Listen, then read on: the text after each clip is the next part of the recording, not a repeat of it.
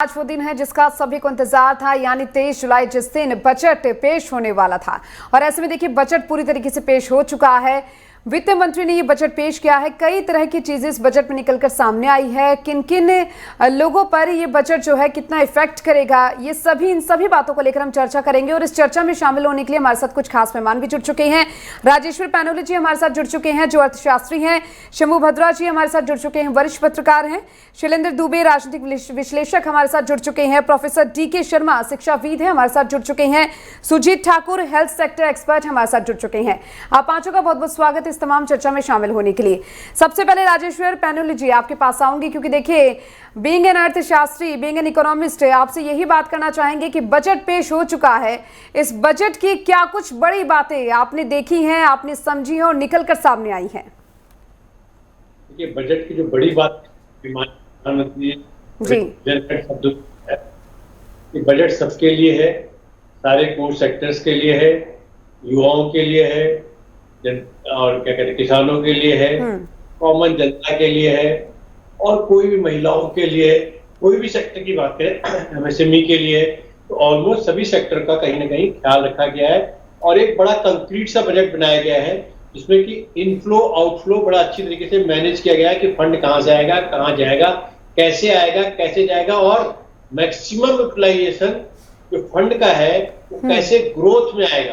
क्योंकि बजट अपने आप में स्टेप दिखलाता है कि आप 5 ट्रिलियन इकोनॉमी कैसे बनेंगे, आप दुनिया की तीसरी आर्थिक व्यवस्था कैसे बनेंगे, और एट द सेम टाइम आप अपने जो सोशल ऑब्लिगेशन है, चाहे महिलाओं के प्रति सोशल ऑब्लिगेशन हो, चाहे युवाओं के रोजगार के प्रति सोशल ऑब्लिगेशन हो, चाहे एजुकेशन के प्रति सोशल ऑब्लिगेशन हो, चाहे मेडिकल की जो हमारे सीनियर सिटीजन है उनके प्रति कोई सोशल ऑब्लिगेशन हो, और किसी भी सेक्टर में जो हमारे ह्यूमन सेक्टर के सोशल ऑब्लिगेशन है, इन्वायरमेंट है, आर्टिफिशियल इंटेलिजेंस है, इन सभी सेक्टर्स का उन्होंने ख्याल रखा। तो जो सोशल ऑब्लिगेशन के साथ साथ ग्रोथ का भी जो है उन्होंने पूरा ये बजट आप देखेंगे हर सेक्टर की बात इसमें आई है, और हर सेक्टर के लिए बाकायदे सिस्टमेटिक ढंग से आपको डिफाइन किया गया किस सेक्टर में कितने पैसे लगेंगे, कैसे लगेंगे, कहाँ लगेंगे, और एकदम पिन पॉइंट करा गया कि स्किल डेवलपमेंट भी कैसे होगी, रोजगार को जो एम्प्लॉय है उसको एम्प्लॉयर को कैसे मिलेगा। मतलब ऐसा नहीं है कि उसको टूट कि राजीव गांधी जी कहते थे कि 100 रुपए जाते हैं 15 पैसे, तो वो भी रखा गया गैप, वो भी बना के टेक्निकली रखा गया है कि जो पैसे का सरकार से 100 रुपए चले तो फाइनली जिसको बेनिफिशियर है, जो बेनिफिशरीज है, उनके पास हाथ में भी वो 100 रुपए ही पहुंचे। बिल्कुल, देखिए कई बातें आपने बताई है कि कौन कौन सी वो बड़ी बातें हैं जो बजट से जुड़ी हुई है आपके सामने। शंभू भद्रा जी, किस तरीके से देखा जा सकता है, बजट पेश हो चुका है जिस दिन का सबको इंतजार था, ऐसे में क्या लगता है उम्मीदों पर कितना खरा उतरता हुआ ये बजट दिखाई दे रहा है? देखिएगा, एक शब्द में कहिएगा तो ये बजट उम्मीदों का बजट है। बजट में कोई कॉन्क्रीट ऐसा कोई प्लान नहीं है जिसको लेके आप ये कहें कि नहीं ऐसा नहीं, ऐसा होने वाला है। सब युवाओं के रोजगार पे फोकस किया गया है, क्योंकि पिछले चुनाव में सरकार की रोजगार को लेके काफी आलोचना हो चुकी है। विपक्ष हमेशा रोजगार को लेके प्रहार करता रहा है, तो इसलिए इस बजट में कोशिश की गई है कि जो प्राइवेट सेक्टर है, जो कंपनियां हैं, और जो पेंशन फंड है, EPFO है, उसको लिंक करके पहली बार जो है सो रोजगार के लिए पहले इंसेंटिव देने की की योजना लाई गई है कि पहले वेतन में, पहले जमा पे कंपनियों से मिलकर ट्रेनिंग के लिए, स्किल डेवलपमेंट के लिए, ये तमाम रोजगार की जो योजनाएं हैं, और 4 साल में अगले 5 साल में 4 करोड़ नए जॉब्स क्रिएट करने की बात की गई है। तो ये पूरा जो सेंटर है जॉब का, वो स्किल जॉब है कि आप युवाओं को ट्रेन करेंगे, उसके लिए कंपनियों की मदद लेंगे, और मदद लेकर के फिर युवाओं को ट्रेन करके जॉब मार्केट में आप देंगे, जिसमें कि युवा अपना काम भी कर सकते हैं, और अगर किसी कंपनी में स्किल जॉब करना चाहें तो जॉब कर सकते हैं। तो ये इस तरह का एक लिंक है कि जो आप स्किल जॉब को प्रमोट कर रही है सरकार। इस बजट में ये योजनाएं आपको दिख रही है। ऐसी जैसे गवर्नमेंट सेक्टर में जो बैकलॉग है, या जो गवर्नमेंट सेक्टर में एम्प्लॉयमेंट है, उसको लेकर के सरकार ने इस बजट में कुछ नहीं कहा है कि डायरेक्ट हम इतना कुछ भर्ती करेंगे। तो इस तरह की कोई मैसेज नहीं है। इनकम टैक्स को लेके आप बात करेंगे तो मामूली सा रिबेट है कि आपको 3 लाख तक के इनकम को आपने कर मुक्त के लिए बोला है, वो पहले से ही था। न्यू टैक्स रेजिम को सरकार ने प्रमोट किया है। सिर्फ 5% का स्लैब आपने 1 लाख बढ़ाया है। इस बार 3 से 7 लाख तक के इनकम को 5% में रखा है और 7 लाख से ऊपर के लिए फिर 10% पे ले गए हैं। यही सरकार अगर 7 लाख से 10 लाख तक के इनकम को जीरो टैक्स पे लेके आती तो एक बड़ा फैसला होता, एक मध्यम वर्ग में मैसेज जाता, टोकन मैसेज जाता कि आप मध्यम वर्ग को एड्रेस कर रहे हैं। आगे चुनाव है, जिस तरह से इसमें देखा कि बिहार का जो बजट आपको लगता है कि बिहार सब के लिए कई सारे योजनाएं स्कीम्स जो पहले से बात थी उसको लेकर के कई सारे हाईवेज के अनाउंसेस किए गए हैं। तो ये सब बिहार का लगता है कि ये बजट बिहार का बजट है या फिर आंध्र प्रदेश का बजट है। देश का बजट जो एक कंप्लीटली लगना चाहिए वो संजोग से लग नहीं रहा है। लेकिन जो बजट में इकोनॉमी को लेके जितनी प्लानिंग की गई है कि एंजल टैक्स का खत्म करना, कॉर्पोरेट टैक्स में कमी लाना, विदेश से जो इन्वेस्टमेंट आएंगे वो उसको उसमें 5% की कमी लाना टैक्स को लेकर के, तो यानी कि इकोनॉमी को बूस्ट करने के लिए जो बेसिक फैसले हो सकते हैं वो गवर्नमेंट ने किए हैं कि इकोनॉमी को कैसे आगे ले आया जाए, ग्रोथ को कैसे आगे ले आ सकते हैं। भारत की इकोनॉमी की जो अभी जितने संकेतक थे, चाहे शेयर बाजार हो, चाहे गवर्नमेंट का जो टैक्स कलेक्शन है जीएसटी के थ्रू वो हो, डायरेक्ट टैक्स कलेक्शन की बात हो, चाहे जो लाभांश मिलता है आरबीआई प्लस दूसरी कंपनियों से जो लाभांश मिलता है, इन सब चीजों को इंडिकेटर को देखेंगे तो भारत की इकोनॉमी बड़ा स्ट्रांग अभी इस वक्त फील हो रहा है। तो ये वक्त था कि आप इकोनॉमिक रिफॉर्म के जो अगला चरण है उसमें प्रवेश करने का था। बजट का एक हिस्सा उसमें दिखाई देता है कि हाँ इकोनॉमिक रिफॉर्म की तरफ। शंभू मुद्रा जी आपके पास आऊंगी, बिल्कुल बाकी मेहमानों के पास में मैं जाऊंगी। इससे पहले हमारे साथ देहरादून से हमारे संवाददाता उपेंद्र सिंह राणा लगातार जुड़े हुए हैं, उनसे जरा बातचीत कर लेते हैं। उपेंद्र, किस तरीके से बजट को देखा जा रहा है? आप मौजूद हैं वहां पर, आमजन से बातचीत करने की कोशिश कीजिए।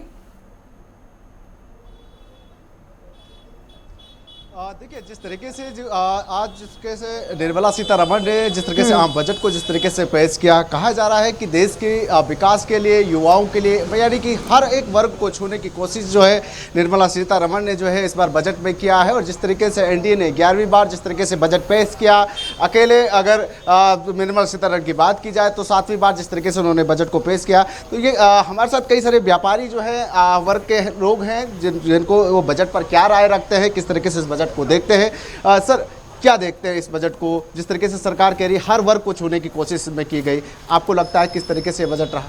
ये ऑल अराउंड एक अच्छा बजट है और राष्ट्रहित में दिया गया बजट है। विशेषतः मैं ज्वेलरी व्यापारी हूँ और बहुत समय से हमारी ये मांग चल रही थी कि सरकार इस कस्टम ड्यूटी को घटाए, क्योंकि स्मगलिंग की वजह से एक ग्रे मार्केट अलग से डेवलप होता जा रहा था, जिससे जहाँ पे सरकार को कस्टम ड्यूटी का नुकसान होता था वहाँ पे मार्केट में भी दो दो भाव चल रहे थे।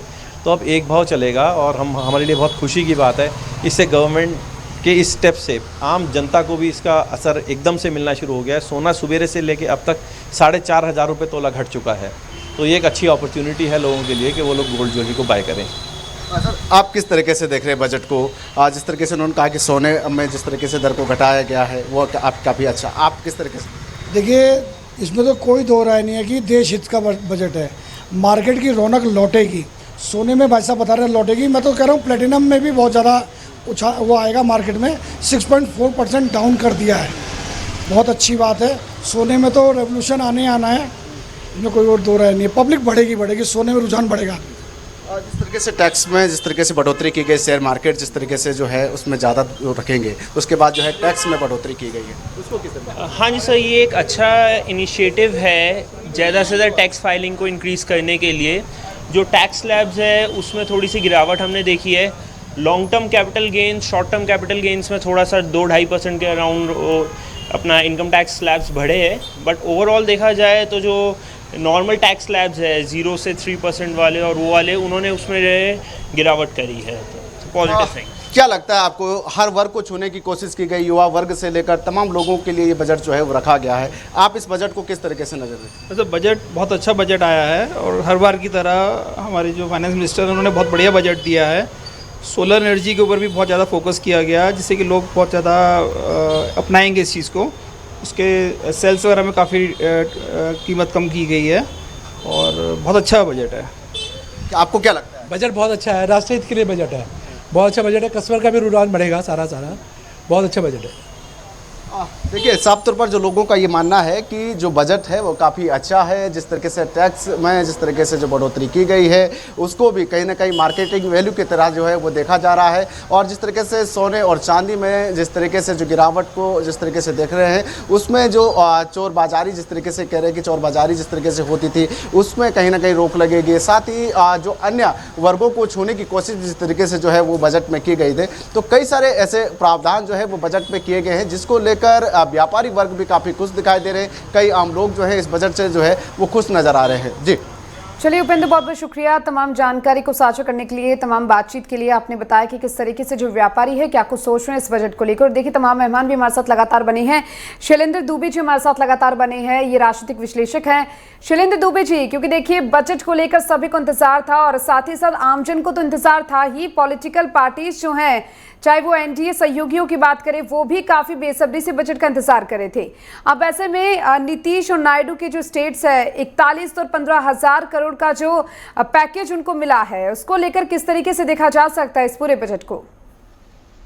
जाहिर सी बात है, ये बजट है एक इंक्लूसिव अप्रोच के साथ में लाया गया है। और बात आपने की बिहार और आंध्रा की, तो आंध्रा और बिहार का अगर म्यूचुअल कंपेरिजन करते हैं तो बिहार तो ऑलरेडी काफी जो है पिछड़ा राज्य है। इनफैक्ट अगर हम इसकी बात करें, पर कैपिटा इनकम की बात करें या जीडीपी साइज की बात करें, बहुत निचले पायदान पे। और ये मूलभूत फॉर्मूला किसी भी राज्य या देश की प्रगति के लिए आपके को बेसिक उस पर सबसे पहले काम करने की आवश्यकता है। आप जितने भी डेवलप कंट्रीज हैं वर्ल्ड के अंदर, वहाँ का बेसिक जो इंफ्रास्ट्रक्चर है वो उस पर पहले काम किया गया।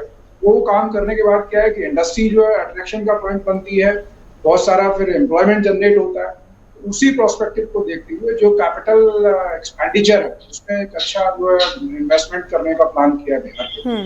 और आंध्रा चूंकि अलग होने के बाद, तेलंगाना की जो कैपिटल हैदराबाद थी, अलग होने के बाद उनको भी एक फाइनेंशियल एड की आवश्यकता थी। तो नई वो कैपिटल डिजाइन कर रहे हैं Amravati, which is between Guntur और विजयवाड़ा के बीच में।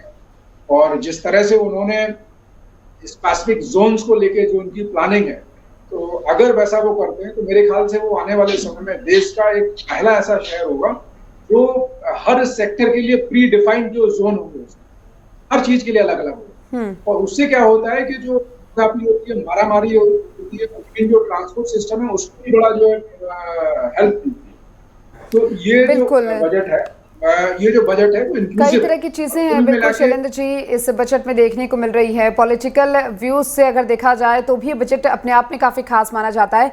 सुजीत ठाकुर हमारे साथ लगातार बने हैं, हेल्थ सेक्टर एक्सपर्ट है ये। सुजीत जी, हेल्थ सेक्टर को क्या कुछ सौगातें मिली है, किस तरीके से देखा जा रहा है बजट?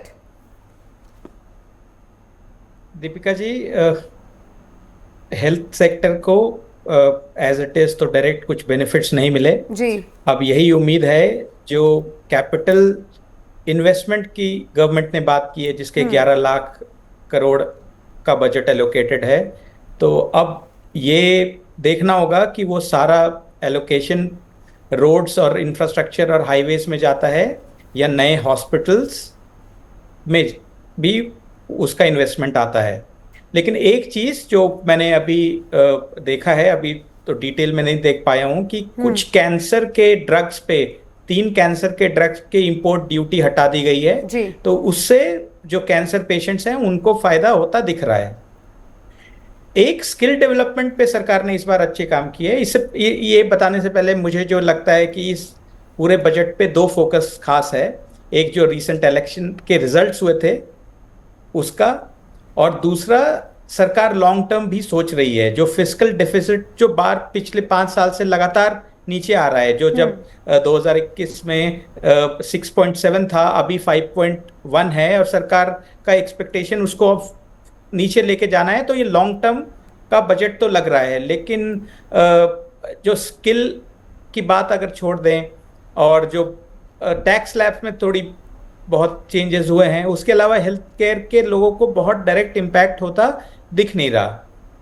बस लास्ट में एक चीज़ और बोलना चाहूँगा कि अभी सरकार ने इसमें एक और चीज़ किया है कि अभी चैलेंज हेल्थ सेक्टर को ये भी होता था कि जितने रिसर्च होते थे वो क्योंकि डेटा नहीं होता था तो इंडिया के बाहर के रिसर्च पे फोकस करना पड़ता था। इस बार उन्होंने अनुसंधान नेशनल रिसर्च फंड पे भी फोकस किया है, जिसपे अब ये उम्मीद है कि ये फोकस इंडिया के रेलेवेंट डेटा पे होगा, इंडिया के जो रियल स्टेट हैं, जो लोग हैं, उन पे होगा, तो होपफुली इसका हेल्थ पे इम्पैक्ट होगा। मैं समझ पाएंगे किस तरह की बीमारियां हैं, उसको कैसे ठीक करना है। बिल्कुल सुजीत जी, देखिए कई तरह की चीजें हैं हेल्थ सेक्टर को लेकर भी बजट में देखने को मिली, और हमारे साथ प्रोफेसर डीके शर्मा जी भी जुड़े हुए हैं, उनके पास भी जाएंगे। उससे पहले यहाँ पर रुकेंगे एक छोटे से ब्रेक के लिए।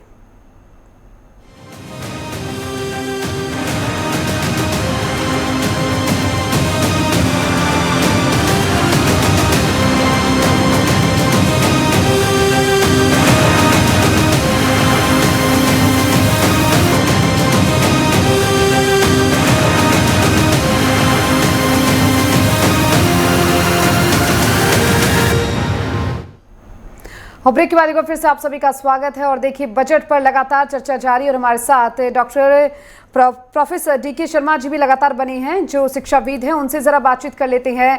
देखिए डीके शर्मा जी, अगर बात बजट की जाए, बजट 2024 से काफी उम्मीदें थी, हर एक सेक्टर को उम्मीदें थी, चाहे वो कोई भी सेक्टर हो, लेकिन अगर एजुकेशन सेक्टर को आधार मानकर इस पूरे बजट को देखा जाए तो इससे क्या कुछ समझते हैं आप? एजुकेशन सेक्टर में तो इन्होंने काफ़ी अच्छा ये ऑफर किया है जी। दो चीज़ें हैं। देखिए, पहले ये बेरोजगारी का जो मुद्दा था, ये बहुत बड़ा मुद्दा था अभी सरकार के सामने में, उसको कम करने की कोशिश की गई है। और जो नए नए मेडिकल कॉलेज खोले जाएं, नए इंफ्रास्ट्रक्चर डेवलप हों, स्किल डेवलपमेंट के लिए प्राइवेट सेक्टर में ट्रेनिंग्स के फॉर्म लेके उनको ट्रेन करके हम उनके एम्प्लॉयमेंट की बात कर रहे हैं, क्योंकि ये बहुत बड़ी चुनौती सरकार के पास थी। तो एजुकेशन के सेक्टर में जो ये बड़ा माहौल था कि पास करके पढ़े लिखे बच्चे जो है रोड पे घूम रहे, उनको जॉब की दिक्कत थी, तो उनको कैसे एम्प्लॉयमेंट मिले। इवन गवर्नमेंट सेक्टर में तो कम ही स्कोप हैं, लिमिटेड स्कोप हैं, प्राइवेट सेक्टर में भी कैसे बढ़ें, उसके लिए काफ़ी अच्छी कोशिश की गई है। और ये जो नया आया कि ट्रेनिंग्स को देके बड़े बड़े कंपनियों में ऑफर करके प्लेसमेंट की बात की गई, इससे बहुत हद तक ये जो है डायल्यूशन होगा और बेरोजगारी घटेगी। बिहार में भी जो बजट की बात देखें, वहाँ नए मेडिकल कॉलेज खोलने की बात हो रही है और भी एक्सपेंशन की बात हो रही है। तो इससे क्या होगा, पढ़ाई लिखाई का जो माहौल बनेगा और बच्चे की इन्वॉल्वमेंट उस बारे में बढ़ेंगे।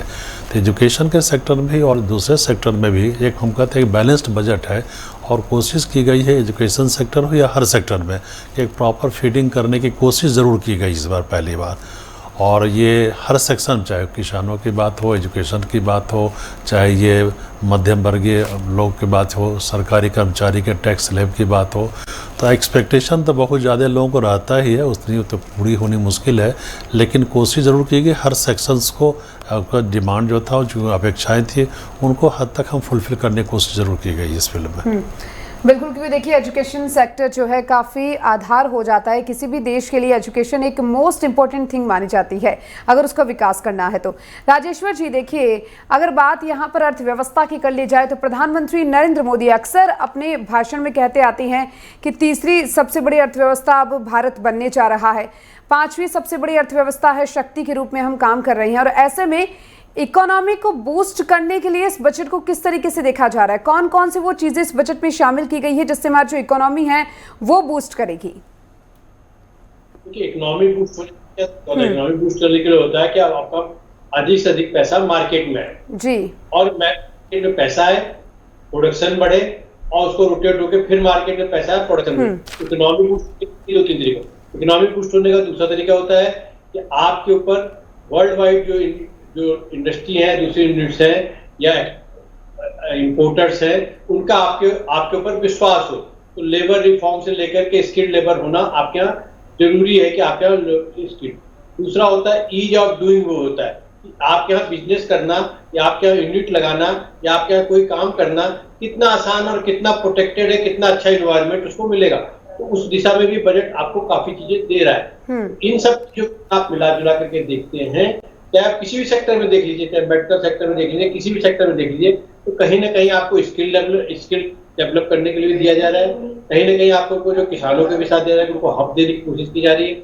मैं बार बार ही कहता हूँ कि जो हम बार बार एक बात कहते हैं, जो सपोर्ट प्राइस की तो एक बात होता है, एमएसपी की एक बात होती है, लेकिन उसके अलावा उनको सेल्फ डिपेंडेंट बनाने की कोशिश की जा रही है। उनको नई नई टेक्नोलॉजियां दी जा रही है, उनको टेक्नोलॉजी के लिए हब बनाने की परमिशन दी जा रही है और रिसर्च एंड डेवलपमेंट का सपोर्ट दिया जा रहा है। वे क्या है कि इंटरनेशनल मार्केट के हिसाब से वो भी आगे बढ़ सकते हैं, जिससे कि उनका जो एग्रीकल्चर सेक्टर है वो डायरेक्ट भी एक्सपोर्ट कर सके और इंडियन मार्केट को भी डायरेक्ट कैप्चर कर सके या इंडियन मार्केट में डायरेक्ट कंज्यूमर तक वो पहुंच सके।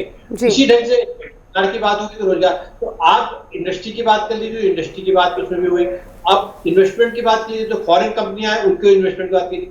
ईज ऑफ डूइंग बिजनेस के लिए जरूरी होता है कि आप इनकम टैक्स और दूसरे टैक्स में भी जो होता है ऐसे सिस्टम रखिए कि जो आसानी से फॉलो की जा सके। तो इस बार उन्होंने काफी चीजें इनकम टैक्स में भी कर दी है। कहने को तो डिडक्शन की बात एक है, लेकिन ease of compliance with the income tax department और इनकम टैक्स लॉज बहुत सी चीजें कर दी गई। लगभग 200 पेज उस पर भी लिखे गए, जिसमें विवाद से विश्वास भी, पुरानी अपीलें कैसे खत्म की जाए, लोगों का विश्वास कैसे बने, उस ढंग की स्कीम भी लॉन्च की जाएगी।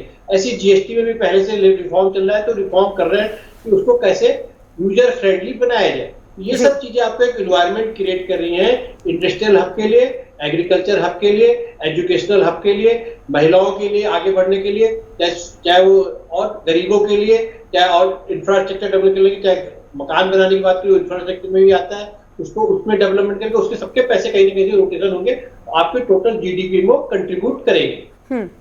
बिल्कुल राजेश्वर जी, देखिए अगर इकोनॉमी को बूस्ट करना है तो कई तरह के सेक्टर्स हैं, agriculture sector, health sector, education sector, इन सभी को बूस्ट करना बेहद ज़्यादा ज़रूरी हो जाता है। क्योंकि देखिए 5वीं अर्थव्यवस्था से तीसरी अर्थव्यवस्था पर आना भी कहीं ना कहीं एक बड़ा टास्क तो है, लेकिन कहीं ना कहीं जिस तरीके से बजट पेश किया गया है लग रहा है कि वो टास्क भी जल्द ही कंप्लीट हो जाएगा। और देखिए हमारे तमाम मेहमान भी लगातार हमारे साथ बने हैं और यहाँ पर उनसे भी चर्चा करेंगे एक छोटे से ब्रेक के बाद।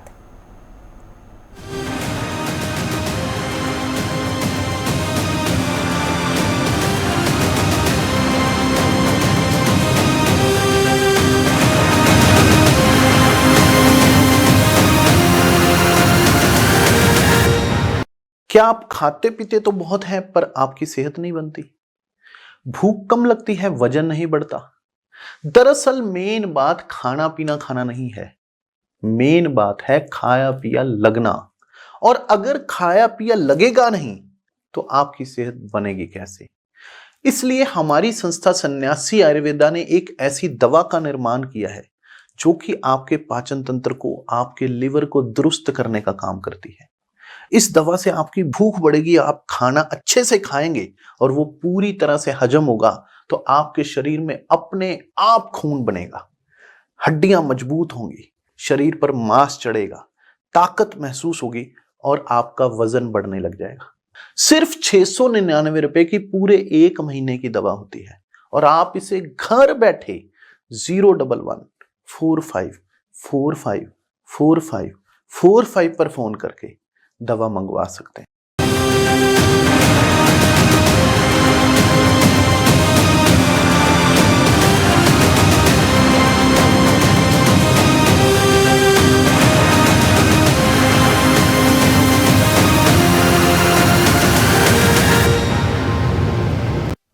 और ब्रेक के बाद एक बार फिर से आप सभी का स्वागत है। और बजट पर जो चर्चा है लगातार जारी है। वरिष्ठ पत्रकार शंभू भद्रा जी लगातार बने हमारे साथ। शंभू भद्रा जी, क्योंकि देखिए गरीब, किसान, युवा, महिलाएं, ये जो 4 चीजें हैं, ये जो 4 फैक्टर यहाँ पर देखे जा रहे थे, उनको आधार मानकर बजट कहीं ना कहीं बहुत ज्यादा महत्वपूर्ण हो जाता है। कहा जा रहा था बजट आने से पहले भी कि इन चारों के कल्याण के लिए ये बजट होगा। क्या लग रहा है, बजट आपने पूरा देखा, सुना, किस तरीके से कल्याण हो पाएगा? इस बजट में निश्चित रूप से जो ज्ञान है, खास करके जो गरीब है, युवा है, महिला शक्ति है और किसान है, तो इन पे फोकस है। जो गवर्नमेंट ने योजनाओं का अनाउंसमेंट किया है, महिलाओं के लिए लगभग 3 लाख करोड़ महिलाओं और बच्चों के लिए आवंटन है। तो बहुत सारे स्कीम्स हैं जो महिला ओरिएंटेड स्कीम्स होंगे और जिसमें कि आप सेल्फ हेल्प ग्रुप से लेकर के कई सारे एम्प्लॉयमेंट जनरेशन के होंगे, तो महिलाओं को फायदा होने वाला है। एग्रीकल्चर सेक्टर में बड़े रिफॉर्म की बात है, उससे एग्रीकल्चर सेक्टर को लाभ मिलेगा, जो कि इंफ्रास्ट्रक्चर से है, मतलब एग्री इंफ्रास्ट्रक्चर से लेकर के और अनाज का जो भंडारण है, ये सारी और जो आपूर्ति सिस्टम है, इस पे सरकार का फोकस है, रिसर्च पे फोकस है। और बड़ी बात है कि एग्रीकल्चर सेक्टर में जो प्राकृतिक खेती है उसको बढ़ावा देने की बात है। तो एग्रीकल्चर सेक्टर को हम ट्रांसफॉर्म कर रहे हैं, रिफॉर्म कर रहे हैं और एग्रीकल्चर को फायदेमंद कैसे बनाया जाए, कैसे जो अधिक लागत वाली कृषि है उसको कम लागत वाली कृषि कैसे बनाई जाए ताकि बेनिफिट नजर आए। तो उस तरफ सरकार का फोकस है, और जो कि एक दिन दो दिन में वो नहीं दिखाई देगा, उसमें 2-4 साल बरसों लगेंगे तभी जाकर के वो आपको दिखाई देगा। युवाओं के लिए आपने देखा कि स्किल से ओरिएंटेड का बहुत सारी चीजें हैं, एम्प्लॉयमेंट से ओरिएंटेड चीजें हैं, इंडस्ट्री से लिंक किया गया है, पहले ट्रेनिंग पे पैसे देने की बात की गई है। तो ये कुल मिला के युवाओं पे फोकस है। गरीबों के लिए जो सामाजिक कल्याण योजनाएं जितनी भी चल रहे हैं, चाहे मुफ्त अनाज की हो, चाहे पीडीएस सिस्टम की हो, मनरेगा हो, सबको कंटिन्यू किया गया है। और उसमें सरकार की कोशिश है कि जो गरीबी उन्मूलन का जो लक्ष्य है वो चलता रहे और उसमें कोई दिक्कत ना हो। और साथ के साथ इंडस्ट्री, जो पहले कुछ बजट से इंडस्ट्री पे फोकस कम था, सरकार का फोकस कम था, और एग्रीकल्चर पे और ग्रामीण अर्थव्यवस्था पे ज्यादा फोकस था। इस बजट में ग्रामीण अर्थव्यवस्था पे फोकस है, इसके साथ साथ इंडस्ट्री को एक एड्रेस करने की कोशिश की गई है, जो उनकी समस्याएं थी उसको, और पीएलआई स्कीम्स को लेकर के क्या होगा, अभी कोई रोड मैप इसमें तुरंत तो कोई अभी बजट में दिख नहीं रहा है। जो जैसा है वैसा ही चलेगा, नया सेक्टर कोई ऐड होगा या नहीं होगा ये पता लगेगा बाद में। लेकिन सरकार की कोशिश है कि इंडस्ट्री सेक्टर को कैसे आगे लाया जाए, और जो न्यू इंडस्ट्री, जो ग्रीन टेक्नोलॉजी वाली इंडस्ट्री है खास करके, जिसमें हाइड्रोजन टेक्नोलॉजी से लेकर के आपका इलेक्ट्रॉनिक और इलेक्ट्रिकल जो है, जो कि हरित ऊर्जा के तौर पे इस्तेमाल होता है। तो एनर्जी सेक्टर पे सरकार का फोकस है। सरकार का फोकस अंतरिक्ष पे है, स्पेस टेक्नोलॉजी पे है, जहां पे सरकार बड़ा बाजार देख रही है। भारत का जो इसरो है वो नासा के बाद जो है सो इसरो भारत में दुनिया भर में अपना नाम कमा रही है स्पेस टेक्नोलॉजी में, और तो उसमें एक बाजार के तौर पे भारत देख रहा है, तो वहां पे है। तो एक पॉजिटिव सेंटिमेंट है बजट में। ठीक है शंभू भद्रा जी, बिल्कुल कई तरह की पॉजिटिव यहाँ पर जो इम्पैक्ट है वो भी इस बजट के दिखाई देंगे, क्योंकि देखिए एडवांटेज और डिसएडवांटेज दोनों ही किसी भी चीज़ के सामने आते हैं। शैलेंद्र दुबे जी, देखिए माना जाए, अगर देखा जा रहा है जिस अकॉर्डिंग बजट यहाँ पर पेश किया गया है, नीतीश और नायडू के जो स्टेट्स है उनको आर्थिक पैकेज तो अच्छा खासा दे दिया गया है, लेकिन बिहार के जो विशेष राज्य के दर्जे की मांग यहाँ पर की गई थी, कहीं ना कहीं वो पूरी नहीं हो पाई है। क्या लगता है आप, क्या कुछ राजनीतिक हलचल देखने को मिल सकती है? देखिए ये बिल्कुल साफ है कि बिहार की अगर विशेष राज्य दर्जे की मांग की बात करें तो वो जो टेक्निकल पैरामीटर है उसमें बिहार फिट नहीं बैठता। पहले नीति आयोग के द्वारा उसको स्पष्ट भी किया जा चुका। तो ठीक है, अलग अलग रीजनल फोर्सेस के अपने पॉलिटिकल कंपल्सन्स होते हैं, तो वो लगातार उसको जो मांग को जिंदा रखना और जो अपोजिशंस है उसको एड्रेस करना, लेकिन मैटर ऑफ द फैक्ट ये है कि वो कोई भी टेक्निकल पैरामीटर में वो फिट नहीं बैठता। और अब जबकि इस तरह की अब ऑनगोइंग और इतनी बड़ी जो ग्रोइंग इकोनॉमी की तरफ जो बढ़ रहा है देश, तो मेरे ख्याल से जो स्पेशल स्टेटस वगैरह ये चीजें जो है, मेरा स्पष्ट मानना है कि ये किसी भी राज्य को अब देने की आवश्यकता नहीं है। आपको देना है, प्रोत्साहन देना है, और आपको इंसेंटिवाइज करना है। अब फॉर एग्जांपल है क्या कि बेसिकली किसी भी, अगर मैं नटशॉट में बात करना चाहूँ, किसी भी कंट्री की जो इकोनॉमी है वो बेसिकली 4 पिलर रहते हैं। आपका कंजप्शन हो गया जो मेन, उसके बाद गवर्नमेंट स्पेंडिंग हो गई, आपका इन्वेस्टमेंट हो, और आपका जो फॉरेन ट्रेड हो। तो अगर इन 4 चीजों को एड्रेस करने के लिए आपको ये देखना होता है जो बैलेंसिंग किस तरह से, जाहिर सी बात है जिस तरह का जो रिजल्ट्स आए हैं तो गवर्नमेंट को ये भी बैलेंस देखना है कि अगर आपको पॉलिटिकल सपोर्ट नहीं मिलेगा तो आप रिपीट कैसे होंगे, जो आप करना चाहते हैं वो कर कैसे पाएंगे। तो हमारा अभी देश उस स्तर पर नहीं पहुंचा है कि लोगों का जो मानसिक स्तर वो हो गया है कि नहीं, जो रिफॉर्म्स को एकदम वेलकम करके वो एक्सेप्ट करने वाले।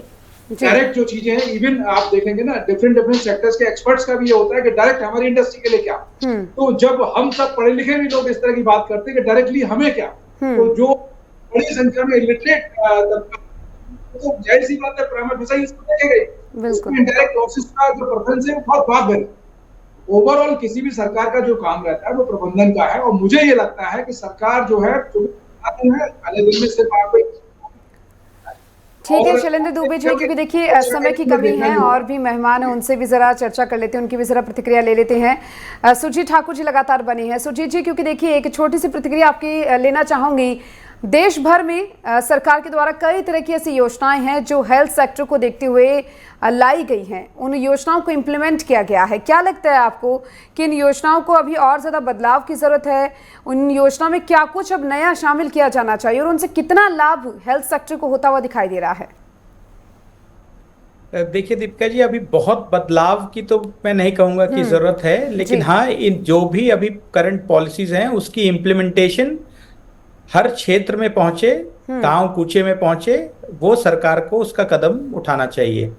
हेल्थ केयर क्योंकि एक स्टेट सब्जेक्ट है, तो सेंट्रल गवर्नमेंट का बहुत ज्यादा उसमें दखल रह नहीं जाता है एक लिमिट के बाद। लेकिन मैं बस 2 चीजें बोलूंगा जो सरकार को इस चीज पे ध्यान देना चाहिए और जो इस बजट से मिसिंग लगा, वो जैसे आप इंश्योरेंस में IRDA है जो एक रेगुलेटरी बॉडी है, अनफॉर्चुनेटली हेल्थ केयर में अभी तक कोई भी नहीं है। सेकंड, पहले रोटी कपड़ा और मकान एक जरूरत होती थी, सरकार का रोटी मुफ्त अनाज उस पे स्कीम है, मुफ्त घर जो वो फंड करते हैं घर, उस पे भी सरकार का। अब स्वास्थ्य, कोविड के बाद ये समझ आ गई कि स्वास्थ्य भी एक इम्पॉर्टेंट पिलर है जिसपे फोकस होना चाहिए। सरकार का हेल्थ केयर का अलग से बहुत इन्वेस्टमेंट नहीं दिखा, ना IRD रेगुलेटरी बॉडी IRDA जैसी कोई दिखी। APDM जिसपे सरकार बहुत बैंक कर रही है, मुझे लगता है उनको स्टेट से बात करके कुछ इंसेंटिव पॉलिसी, जैसे अमेरिका में भी मीनिंगफुल यूज करके एक ये आया था जिसमें टेक्नोलॉजी के अडॉप्शन पे या हेल्थ केयर को इंसेंटिवाइज करता था। उन सब चीजों की जरूरत होगी। अदरवाइज समय की कमी है जी, समय की कमी है और ये चर्चा तो काफी लंबी है क्योंकि लगातार देखा जा रहा है कि बजट को लेकर सबकी प्रतिक्रिया जो है वो सामने आ रही है। DK शर्मा जी भी लगातार हमारे साथ बने हैं। DK शर्मा जी, क्योंकि देखिए हाल ही में कई मामले सामने आए पेपर लीक को लेकर, हमने भी देखा संसद में भी ये मुद्दा काफी उठाई दिया। अब ऐसे में क्या लगता है कि बजट जो पेश किया गया है उसमें पेपर लीक को लेकर क्या कुछ खास होना चाहिए था? क्योंकि देखिए जिस तरीके से स्टूडेंट्स का मनोबल गिरा है, क्योंकि अगर कोई एजुकेट होगा तो वो अच्छा एम्प्लॉयमेंट जनरेट कर पाएगा। ये दोनों एक दूसरे के प्रोपोर्शनल यहाँ पर देखे जाते हैं। बिल्कुल सही आपने कहा। चूँकि बजट के पहले नीट पे बहुत सारी बहस हो चुकी, लोकसभा में हुआ, सुप्रीम कोर्ट के सामने चीज़ें पड़ी हुई है।